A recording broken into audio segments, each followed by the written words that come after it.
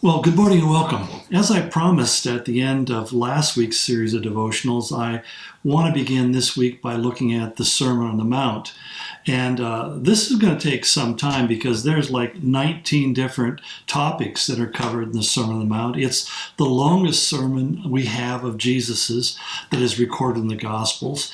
And so we want to look at all those 19 sections. So you can see it'll take us some time to get through them. But even more specifically, we want to begin by looking at the Beatitudes, the first 12 verses of chapter 5 in Matthew's Gospel. And I want to focus on each of those because they're really kind of critical to understanding the entirety of the gospel message. Someone has once said that the Beatitudes are kind of like the Bill of Rights of the Christian life. I would say that with a little bit of amendment, it's not so much a Bill of Rights as it is a Bill of Responsibilities. We say, I often, in a way we say the Beatitudes means the attitude that we're supposed to have, how we're supposed to view life. And it's really a counterintuitive perspective because, my natural inclination is to figure out how do I enhance my footprint in this world. I want to make myself as comfortable and safe and healthy and all the rest. Those are the natural concerns we have for our life. And yet he's telling us that there is something much higher, much more important that oftentimes doesn't run in the same direction that our self-interest runs. And this is what makes it so very, very challenging. But let me get a little bit of background information on the Sermon on the Mount. And I just want to say at this point that I would really encourage you to take some time this week, maybe even after you get done watching this, and read that chapters 5, 6, and 7 of Matthew's Gospel. If you don't have time to do that, just read the first 12 verses of the Beatitudes because we're going to be going back to them and looking at particular. And I really think the more you read it, the more you become familiar with it. Now, for those of you saying 3 chapters, well, we're not talking about chapters in War and Peace. I have read through the entire Sermon on the Mount on my own one time, just verbally out loud. I just read it and timed myself. It took me 11 minutes. In fact, years ago, I did a whole series called 11 Life-Changing Minutes. But nonetheless, it's really a very short read. It doesn't take any time at all. But unless, of course, you start really thinking deeply about some of the things, and then I have to admit it can take you a lifetime to get through the Sermon on the Mount. But I don't feel like we have that much time this morning.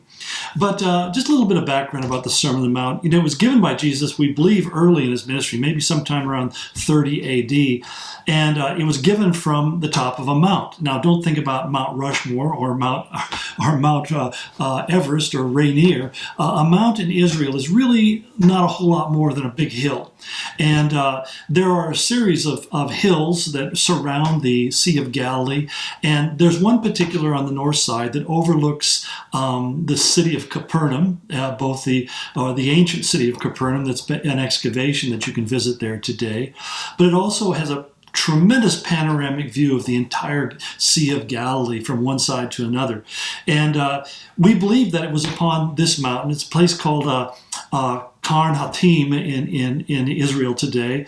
But there's a very prominent church built on the top of it. It's called the Church of the Beatitudes. Ironically, it was built in 1936 to 38 by Mussolini, the fascist dictator of Italy. He gave the money to the Catholic Church to build this church, and it's an 8-sided church. And the reason why it has 8 sides is because it represents the 8 Beatitudes that are the opening prologue of the Sermon on the Mount. But it's also important to know that there was an ancient Byzantine church that was built there and was in ruins when they rebuilt the new one. And you may not be familiar with the Byzantine Empire, but the Roman Empire was really divided into 2 parts during the time of Jesus. You had the Western Empire ruled by Rome, and then you had the Eastern Empire. Basically, in the 4th century, Rome collapsed under the invaders, the Visigoths, the Goths, the Gauls, and all these other barbaric tribes came and conquered Rome. And Rome no longer was the head or the lead of the Roman Empire. The Western Empire ceased to exist, I'm trying to say. And so you were left with only Eastern Empire. The Eastern Empire has its center the city of Constantinople, modern Istanbul, built by Constantine I who was professedly the first Christian emperor. Whether he was or not, I'll leave that to the scholars to argue. But he was the one who made it legal to be a Christian. Prior to that, Christianity was an illegal religion and was subject to at least 10 different formal persecutions. And so, as a result, the church suffered until the time of Constantine. And that the churches and the Christianity that grew out of that, which is really represented in many ways by the Greek Orthodox or Eastern Orthodox Church today, basically was called the Byzantine Church, because that became the name of the Eastern Empire of the Romans. And the Byzantine churches tended to be built with 8 sides, just like the one that was on the Temple Mount, was on the Mount of Beatitudes. But what's really key is that the message of the Sermon on the Mount, and the Beatitudes in particular, was basically what it should look like if you are truly a follower of Christ and living after his ideals. It represents the major ideals of what it means to be a Christian. And to say that it's challenging is an understatement, because it's so basically counterintuitive. It takes us in a direction that is not immediately or essentially comfortable to us, but it basically addresses a secret, or presents a secret as to how do we find deep joy in our life. Because our thinking oftentimes is that joy comes to us when everything is coming together. And that's what the word happy means. In the English language, at least, it means to be blessed by fortune. The god Hap, which was an Anglo-Saxon god of making people happy and giving you what you want. And so we think of happiness as having circumstances basically coalesce in such a way that everything's wonderful. Happy, healthy, wealthy, and wise would be the saying. And yet, the Bible word, the word makarios that's used in the original language, doesn't mean quite the same thing. It means to be full of a joy, basically to have an enlargement of the heart, an enlargement of the life based upon this joyous discovery of what it's like to live in the kingdom of God.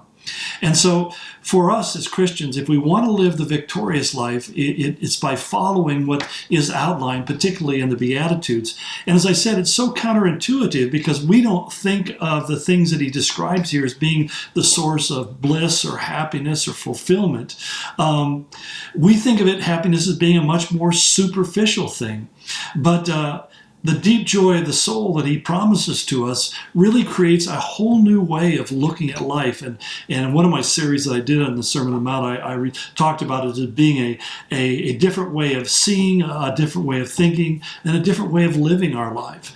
That as we begin to change our perspectives and see things through the lens of Christ, it changes how we interact with the world around us. It can't help but do that. And so that's what we're going to be looking at. But I see I'm pretty much out of time, so I'm going to wrap this up. But I want to encourage you to take the time again to read the Sermon on the Mount, and or at least the Beatitudes, the first 12 verses of Matthew 5, and we'll pick it up on the other side. God bless. Go in his grace.